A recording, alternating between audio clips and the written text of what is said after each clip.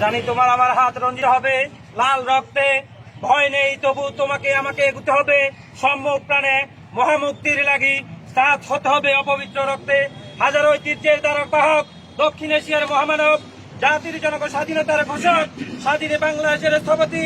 বাংলার অভিসংবাদিত নেতা, সর্বকালের সর্বশ্রেষ্ঠ বাঙালি, জাতির জনক বঙ্গবন্ধু শেখ মুজিবুর রহমানের হাতে গড়া শিক্ষা শান্তি প্রগতিবাহী সংগঠন বাংলাদেশ ছাত্রলীগের উপর সারা বাংলাদেশে যে নৈরাজ্য হত্যা হামলা চালিয়েছে তার প্রতিবাদে আজকের এই চট্টগ্রাম মিরসরাই উপজেলা আওয়ামী যুবলীগ উদ্যোগে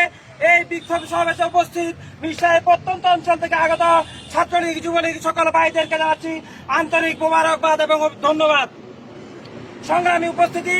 আপনারা সকলেই অবগত আছেন সেই 47-এর দেশভাগের পর থেকে 48-এর 4 জানুয়ারি ছাত্রলীগের প্রতিষ্ঠার পর থেকে এই পর্যন্ত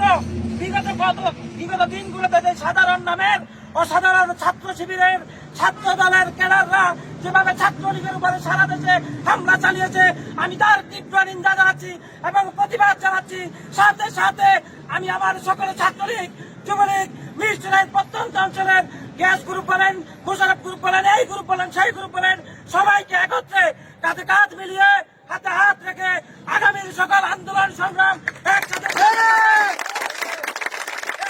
ব্যক্ত করে এবং সাধারণ ছাত্র নামে যে সমস্ত মানুষ বলে আপনাদেরকে বাইরে সাধারণ সাধারণ বলতে এই দেশে কিছু নাই। আপনি যদি একজন চাচাকে জিজ্ঞাসা করেন সে বলবে ধানের শীষ আওয়ামী লীগ, সে যদি আওয়ামী লীগ হয় বলবে নৌকা, বিএনপি হলে বলবে ধানের শীষ, আর যদি জামাত শিবির হয় তাহলে বলবে জামা, তাহলে বলবে দাঁড়িপাল্লা। তাহলে সেই জায়গায় আজকে সাধারণ কারা, সাধারণ নামে